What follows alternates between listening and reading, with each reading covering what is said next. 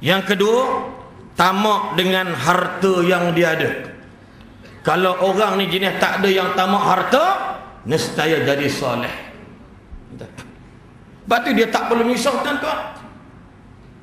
Tuan-tuan, saya teringat kata-kata Nabi sallallahu alaihi wasallam, dunia jadi baik dengan 4 grup.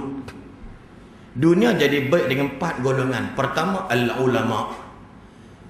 Yang kedua, umara. Ni ulama ni Tuan Qadi ya. Umara ni Tasir Khalid. Ni ada terus sebut terus. Nanti insya-Allah Tasir Khalid dia jenis tak kecil hati. Kan? Ada orang sebut sikit muka macam dugong mati. Tuan-tuan. Yang kedua, yang pertama ulama, yang kedua umara. Kombinasi ulama umara. Ibnu Majah kata apa? Allah. Syirarul ulama alladzina ya'tunal umara. Seburuk-buruk ulama suka dekat dengan pemimpinnya. Allah. Rupanya seburuk-buruk rupanya. Wa khiyarul umara alladzina ya'tunal ulama. Sebaik-baik pemimpin yang rajin datang jenguk ulama. Alah sayang.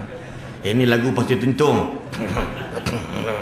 Aku tak pernah dengar. Haram. Tuan-tuan sekalian, seburuk-buruk ulama yang duduk rapat dengan pemimpin. Seperti Imam Ghazali bila offer untuk jadi penasihat, ya, pemerintah waktu itu, dia kata minta maaf lah, saya tak boleh jadi. Saya takut nanti kalau tuan buat benda tak betul, tuan bagi duit kat saya gaji mahal, nanti saya nak tegur tuan tak boleh. Kalau tuan nak nasihat, tuan main jumpa saya. Tuan nak buat before everything to do, you ask me first. Betul tidak? Dengan izin dalam dun ni. Ni belajar cakap dalam dun. Tuan-tuan, lain macam ni bunyi ni. Tuan-tuan, nampak tak? Maknanya nampak sekalian, Imam Ghazali kata saya tak boleh dengan tuan. Kalau tuan buat benda tak betul, saya takut nak tegur sebab tuan bagi gaji saya mahal.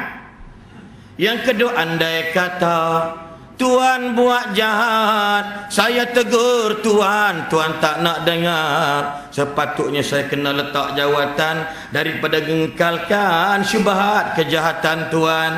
Allah Allah. Allah yang cakap ni pun risau juga kan. Iya tuan-tuan. Ini muslim-muslimat sekalian. Azan ke? Bergantian.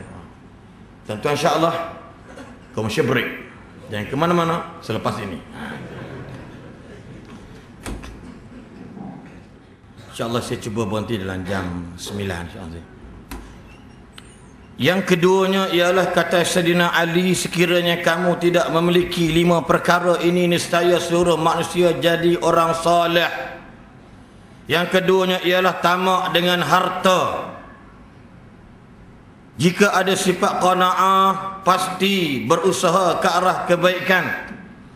Tamak dengan harta, dalam hadis Bukhari sebut, anak Adam kalau dibagi hari ini 2 lembah emas sekalipun, besok dia datang minta lagi 1 wadi. Ya, tuan-tuan, tamak dengan harta. Subhanallah. Nabi kata, aku tak risau kamu ni, ya, aku tak risau kamu ni apa nama ni, kamu ni susah, tapi yang aku paling susah ialah bila kamu senang sangat.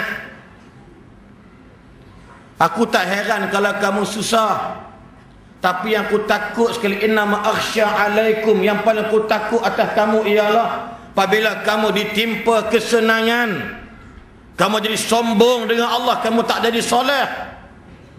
Ini orang yang tamak dengan harta, na'udzubillah min dzalik. Yang tuan sekalian,